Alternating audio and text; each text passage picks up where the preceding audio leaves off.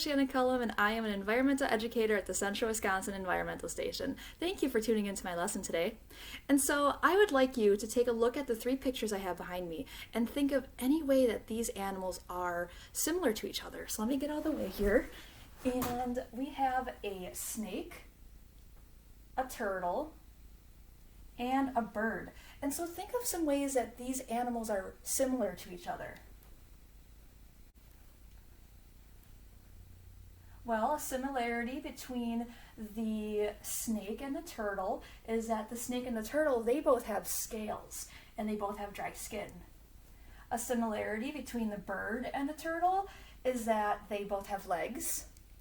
But there is one similarity that all three of these critters share, and that is that all three of them lay eggs. An egg gives nutrition as well as protection to a growing and developing baby that is inside of it. This egg has a very strong egg shell, and this shell really helps protect that growing critter that's inside, just like the turtle shell helps protect the turtle from predators. And that's what we're going to be talking about today, turtles. Turtles are known for the shell on their back. They carry their home on their back, and this shell, it protects them from predators such as skunks, raccoons, and foxes. Turtles are also known to live a very long time. Some turtles have been recorded to live over 100 years old, and turtles also move very, very slowly. And so those are some facts that we know about turtles. And so let's talk a little bit about the turtle shell. So the turtle shell, it is made up of 60 bones. Isn't that crazy? So it's made of 60 bones, and it's covered with scales called scutes. And these scales, these scutes, they are the things that create the patterns and the colors that make turtle shells so unique and beautiful. And so whenever a turtle feels like it's in danger, it'll just curl up into its shell, and that's how it's protected. And as you can see, it's pretty hard. Now, not all turtles have shells like this. There are some turtles that have soft shells, and these soft shells, they feel like leather. They kind of feel like my leather boots. And so the material of leather, it's quite flexible. It is soft, but it's very sturdy. It's very, very strong, so it's protective as well for those turtles that have soft shells. Turtles are also aquatic or semi-aquatic. So aquatic means that they live in water all of their life, and semi-aquatic means that they spend their life half on land and half on the water. Not all turtles are aquatic or semi-aquatic though. There are turtles that do only live on land. Turtles are also omnivorous, and that means that they eat plants as well as meat. So they'll eat insects or fish.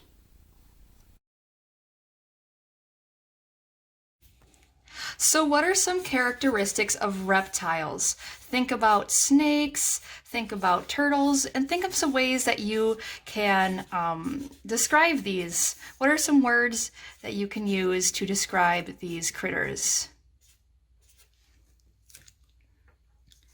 Well, reptiles, they have scales. They have dry skin. They breathe air.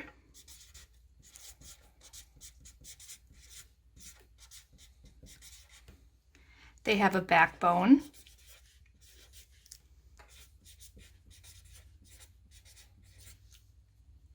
They lay eggs. And they are cold-blooded. And those are characteristics of reptiles. So I'd like you to take a moment and just feel your arm. Is it warm? Is it cold? Mine is warm. And that is because us humans are mammals, and mammals are warm-blooded creatures. And when an animal is warm-blooded, that means that their inside temperature stays the same all the time. So even though we might feel hot or cold when we go outside, we still have a temperature of 97 to 99 degrees Fahrenheit inside of our bodies. So our bodies are always that temperature all the time. When a critter is cold-blooded like the turtle or other reptile friends, that means that their inside temperatures are not the same all the time. Their inside temperatures depend on the environment. So a lot of reptiles like to bask or lay in the sun. So they bask in the sun all day and soak up all of the sun's energy and all of the sun's heat. And that's how they keep their bodies warm. So all turtles have these characteristics. They are cold-blooded, they have dry skin, they have scales, lay eggs, they have a backbone, and they breathe air. They all have shells, whether they are soft shell or hard shell turtles, and they are all omnivores, which means they eat either plants or animals. So even though all turtles share these characteristics, there are differences among turtles. Some may look different, some may eat different things, or some may live in different regions. And this difference between turtles are different species of turtles. A species is a group of living things that has similarities. There are 300 turtle species in the world, 11 of which we can find in Wisconsin. And so next I'm going to show you a PowerPoint of the 11 turtles we can find in our state. And I really encourage you to look at the turtles and compare where they live, what they eat, and what they look like to all the other turtles that are in this PowerPoint. Because some might eat different things, they might eat the same things, they might live in the same area. You know, there are many differences and similarities. So definitely compare and contrast these 11 turtles that you're about to see. The first turtle that I'd like to talk about today is the Blandings turtle. So the Blandings turtle can be found in bays of lakes, in the backwaters of rivers, slow-moving streams, and they like to eat fish, grasses, other plants, and insects. And then the next turtle that we can find in Wisconsin is the false map turtle. And the false map turtle, they can be found in large rivers that have sandy or pebbly bottoms, and they like to eat insects and algae. The females, they have a very large, strong jaw that helps them crush shelled critters. And then next we have the northern map turtle. And the northern map turtle got its name from the yellow lines that create a map-like pattern on its shell. And these turtles can be found in slow-moving rivers, in the backwaters of rivers, and they like to eat insects and algae just like the false map turtle.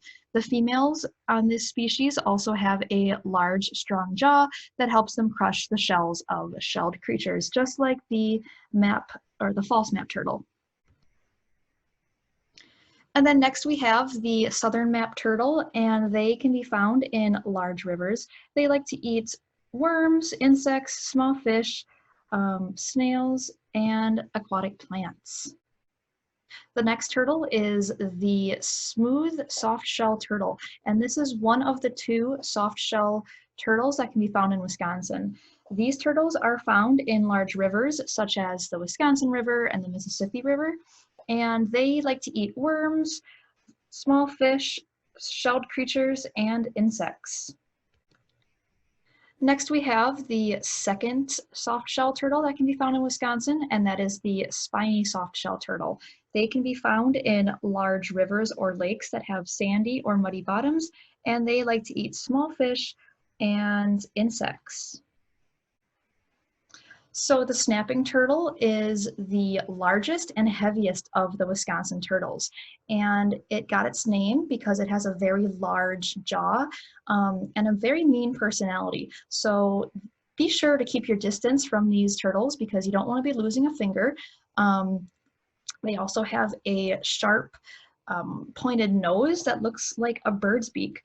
So these turtles can be found in the backwaters of rivers and ponds and lakes, and they like to eat aquatic animals and aquatic plants and are known as top predators for a lot of aquatic environments.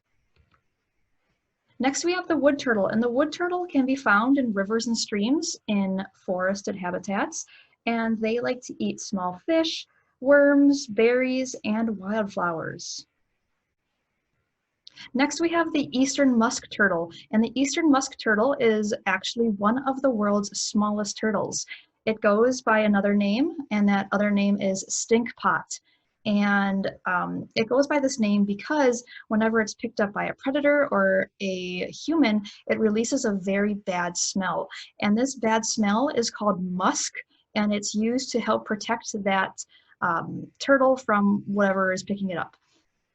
So these turtles can be found in lakes and the backwaters of rivers, and they spend a lot of their day on the bottoms of these waterways looking for tasty plants, snails, fingernail clams, and aquatic insects to munch on. And so then we have the only endangered turtle in Wisconsin, and that is the ornate box turtle.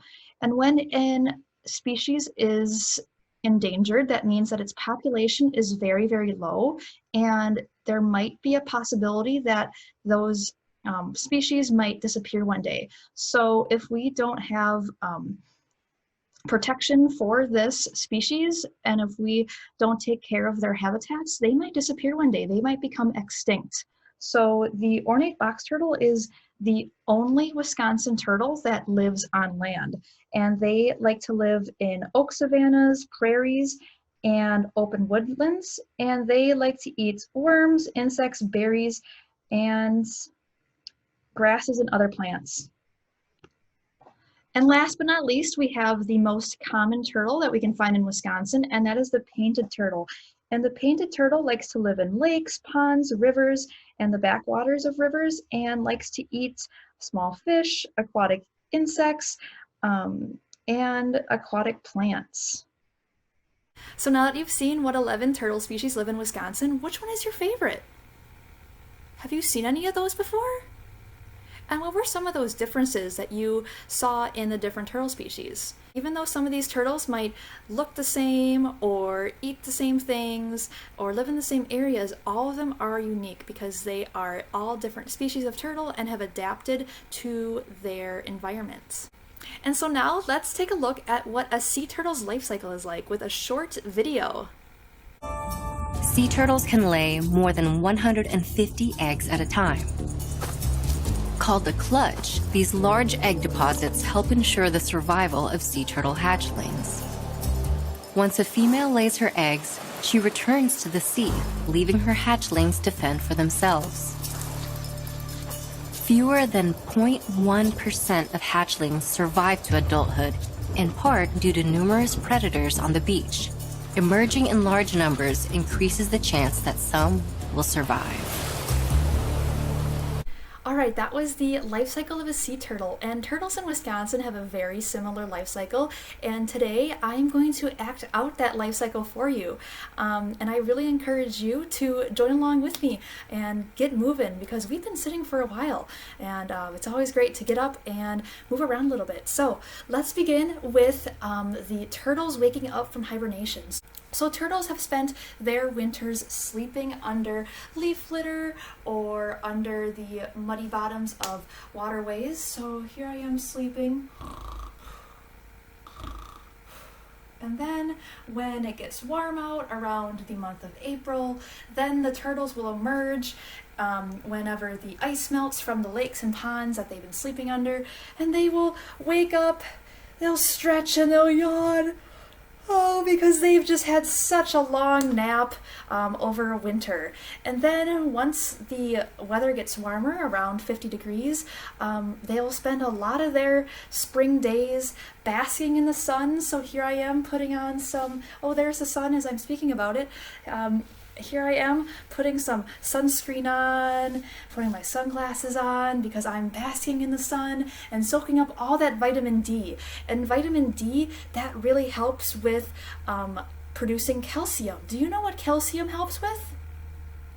Calcium helps with building strong bones, and for the case of the turtles, they need as much calcium as possible so they can have very strong eggshells. The turtles also spend much of their spring days searching for food, so get on the ground, search for some food, sniff. You know, I'm not finding any food. I bet the turtles are having better luck than I am. And then around the months of June and July are when the females lay their eggs. So when females lay their eggs, they will leave the water and go up to a half mile to find a good nesting area. Can you imagine how long it takes a slow-moving turtle to travel up to a half mile? That's a really long distance. So let's get up and let's walk in place. Let's walk in place, pretend we're walking to our nesting site. It might take a few days, might take a week or so, but we finally made it to our nesting site. And females like to find places that are close to water but are still in the uplands, just in case flooding happens. Next, when the female finds a suitable place for her nest, she will dig a little hole. So dig a hole with me. And so she'll dig a hole and then she'll lay her eggs. And females lay a clutch of eggs. That is what we call a group of eggs, a clutch. And they will lay one clutch every year. Small species of turtles, they can lay between 3 to 5 eggs, and larger species of turtle lay 30 to 80 eggs. So then when the female lays her eggs, she will bury them a little bit with some dirt and then leave and return to the water, which means that those eggs are unprotected from predators such as skunks, raccoons, and foxes. So then fall rolls around and those eggs will start to hatch in the months of August and September. And so these eggs, they are not like bird eggs. They are leathery, just like how we talked about those soft shell turtles, how they have those leathery feeling shells. These eggs are leathery as well. So they are a little flexible, they are soft, but they are very strong. And for turtles to little turtles to break through those shells, they have a very special body part called a egg tooth. And this egg tooth is very sharp and helps them break through that leathery shell. So it usually takes baby turtles, otherwise known as hatchlings, 1 to 4 days for them to hatch all their eggs. So crouch on the ground with me and form an egg tooth and start breaking through your egg. Start breaking through your egg. It might take, as I said, 1 to 4 days for these turtles to break through their eggs. And once they hatch, then they race. Then they race to the water as fast as they can so they can join their other turtle friends. And so if the weather is too cold, then the turtles will spend the winter buried in their nest and wait until the following spring until they join their turtle friends in the water. A really interesting fact about turtle eggs is that soil actually determines if the hatchlings are born male or female. So if the soil is warm when the turtles are hatching, that means that females will be born, and if the soil is cold when the turtles are hatching, that means that males will be born. That was the life cycle of a turtle. Thank you so much for acting that out with me. Now that you've learned the life cycle of a turtle, I think it's time for a really fun craft. And that craft is to make your own hatching turtle. Ain't it cute? To make this craft, you'll need a paper cup or styrofoam cup, a popsicle stick, markers of any color. You can really make your turtle any color that you want, and you will also need a scissors. And if you don't have any of these crafts, or if you just don't want to make this craft, you can always color a picture of a baby turtle, and I really encourage you to think back to that PowerPoint that I showed you of the 11 species of turtles that can be found in Wisconsin if you're looking for some inspiration, or just use your imagination or just search on the internet of some really cute baby turtles, and I will now show you how to make this craft. Alright, so here are my supplies to make the turtle hatchling craft. So first I'm going to take a scissors, and please have an adult do this or have adult supervision as you do this because scissors are really sharp. And I'm going to make a little slit in the paper cup just like this. So it is the size of a popsicle stick and I can fit it right through just like that. Okay? And so then comes the fun part. And I am going to make my turtle today turquoise because turquoise is my favorite color. And you can be very creative with this. You can make your little turtle hatchling have polka dots, have stripes, maybe have it look like one of the turtles you saw in the PowerPoint, and just go crazy. Maybe add some string or some ribbon. This is really up to you how you want your little turtle hatchling to look. You can color the backside as well and the sides, use colored pencils, use paints. I'm just using markers though right now. So yeah, that's my little turquoise body right here. Gonna keep coloring. All right, I think that's good. And its face might be a little hard to see, but I'm gonna create two little eyes. A little snout with little nostrils and a smiley face. And you can make your little turtle hatchling smile, have its tongue sticking out. Again, this is your turtle, so you can make your turtle however you want. And then, super easy, you just pop your turtle right in its egg, and there you go. You have a hatching turtle. Wow, we sure learned a lot today about turtles. Do you feel like a turtle expert from everything you learned about turtles today? What was your favorite fact from today about turtles? That's awesome. Now that we have our turtle hatchling friend, I think it is time for us to teach her a little bit about where she comes from, about her other turtle friends and who she's going to grow up to be. So I would really like it if you would be able to tell this little turtle hatchling a little bit about what you learned today. So what makes a turtle a turtle? What were some characteristics that make a turtle a turtle? So, a turtle is a reptile, and a reptile is cold-blooded, they have dry skin, they have scales, they lay eggs, breathe air, and they have a backbone. Turtles, they have a hard or soft shell on their back that helps protect them from predators, and turtles also live for a very long time. Some can even live up to 100 years old, and turtles are omnivorous, so they eat plants and meat.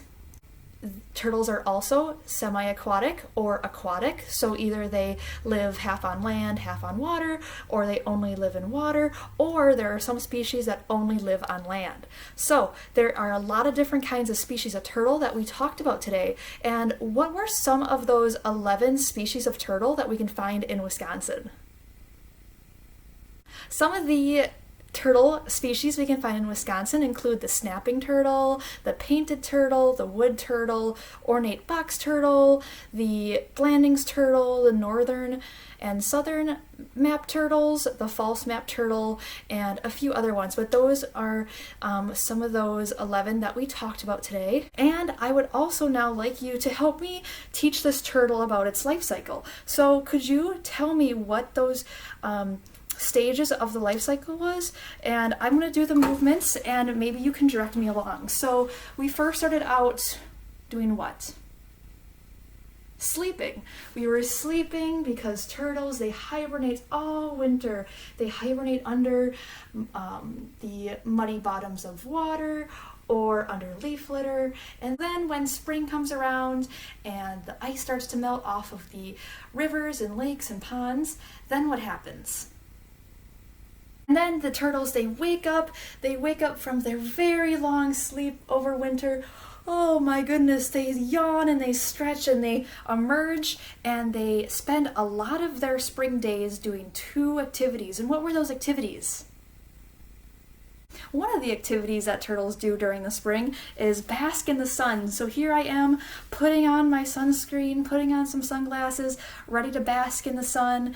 And the turtles bask in the sun because they are cold-blooded. Turtles are cold-blooded, and that means that they need to bask in the sun, they need to lay out in the sun so then they can soak up the sun's heat because they do not have a constant temperature inside. Their inside temperature depends on the environment. The other activities that turtles do is they search for food, so they forage and they look for insects and plants. So then around the months of June and July is when the females leave the water to start nesting. And how far can a female travel up to again? About a half mile. Female turtles will travel up to a half mile so they can find a nice nesting site where they will lay their eggs. So what do I do now? I get up and I walk. I'm walking to my nesting site and I'm taking a few days, maybe a few weeks because I'm a turtle, and boy, I walk very, very slowly. So once I find my nesting site, then what do? Then I dig a hole. I dig a hole and I lay my eggs in the hole that I dug. This is going to be my nest. So what were some facts that we learned about turtle eggs? Turtle eggs are leathery, so that means that they are not like bird eggs. They aren't hard, they are soft, but they are very strong. Turtles lay between 2 to 80 eggs, depending on the species and the size of the turtle, and a female only lays 1 clutch a year. A clutch is a group of eggs. Another fact we learned about the eggs is that the soil determines if the eggs are going to hatch as male or female. So if the soil is warm, females will hatch, and if the soil is cold, males will hatch. So then, what do we call a baby turtle? We call that a hatchling. And what was the body part that the hatchling would use to hatch out of its egg? An egg tooth. An egg tooth is what they would use. And so it takes about 1 to 4 days for the baby turtles or the hatchlings to break out of their egg using their egg tooth. So that's what I'm doing right now. I'm breaking through my egg and I've hatched after 1 to 4 days. And then what do I do as a new hatchling? I race to the nearest waterway, to the nearest pond, the nearest lake, or the nearest river so I can join my turtle friends and other aquatic friends. So what do the hatchlings do if it is a little cold out and they don't want to go to the water? If it is a little too cold for the hatchlings to race to the water to join their aquatic friends, then they will stay buried under their nest until the next spring, when they will emerge and then be able to join their turtle friends and other aquatic friends in the nearest waterway. So that is the life cycle of a turtle, and I think we really taught our little turtle hatchling a lot today. Just like you helped that little turtle hatchling learn about its life as a turtle, you can also help real turtles in Wisconsin. Turtles are very important to the environment. They are what we call indicator species, and an indicator species is a species of plant or animal that if it is in an environment, then we know that that environment is healthy. So if a turtle is in an environment, we know that that environment is not polluted because all of the food sources that turtle depends on are still there.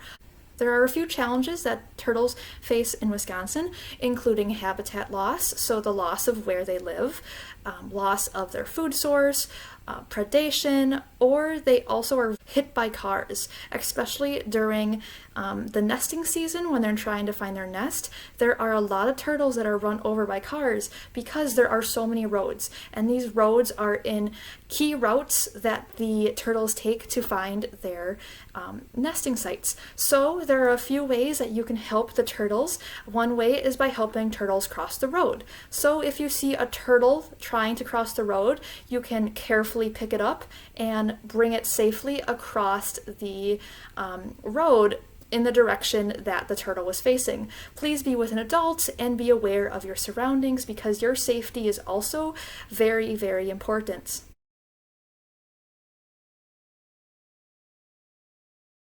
The most important thing that you can do is be a turtle advocate. Speak for the turtles. Educate others about what you learned today, how awesome turtles are, and how important they are to the environment. So I really hope that you enjoyed our lesson today. I sure had a lot of fun, and thank you for watching, and I really encourage you to go outside, explore, and maybe find a turtle or two.